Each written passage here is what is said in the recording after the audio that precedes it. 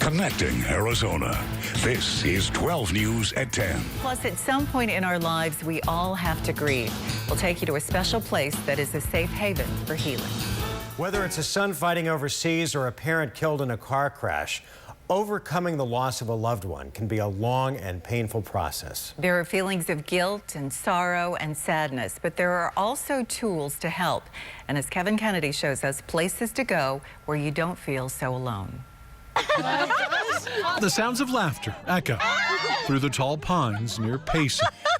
They're coming from inside this rusted gate down a dusty dirt road, a place that is magical for parents and their kids. Our group is really fun because the counselor is really crazy and exciting. Pull it straight up in there. For 2 days, there are few rules, Okay. although laughter is encouraged. As you do the big group activities, you're in there yelling and screaming, having a good time. Yeah. Shirts are painted, treasure boxes constructed, and wacky races waged.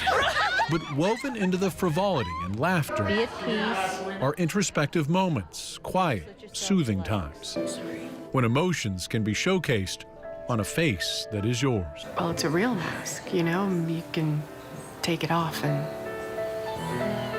let it go. At first raw and empty, then decorated in detail, the outside signifying what the world sees, often bright and colorful. But turn it over, and you see a person that is suffering, dealing with darkness. I don't want to live in that spot of being sorrow, feeling that all the time. 5 months ago, this mother received that call, the one that stops your world. He had been in the accident and he went headfirst into the wall.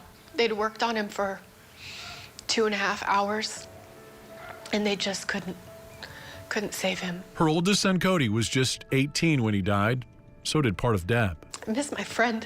I don't know how to get that back. A loss multiplied. One son killed, her other suffering in silence. It's always hard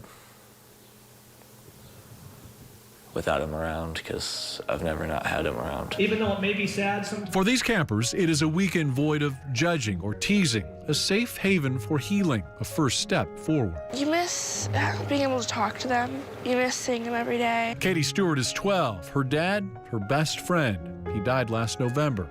He had cancer. They were constant companions, always out doing things together. They were buddies, and she's lost that. The only mistake that you can make. Surrounded by people who get it, the camp provides both physical and emotional outlets, while arming campers with life tools to help rebuild a world that was temporarily destroyed. Up here, they've taught us, like, being happy is okay, and you can still be happy and grieve. While here, they discover they are not alone on this healing journey, and removing the mask is therapeutic. I have those people that I can show my real self to. They don't always have to see the pretty side. For Deb and Bryce, there is now a foundation to heal. For Karen and Katie, there are lessons to ease. Other people have experienced what you're going through, and they've made it through it, and you can too. No one wants to be eligible for this camp, but by the time it ends, no one wants to leave. I am very glad I came. And when they do, they take home something many didn't come with, hope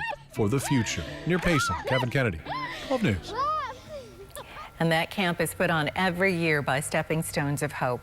The organization has 2 other grief camps coming up later this summer.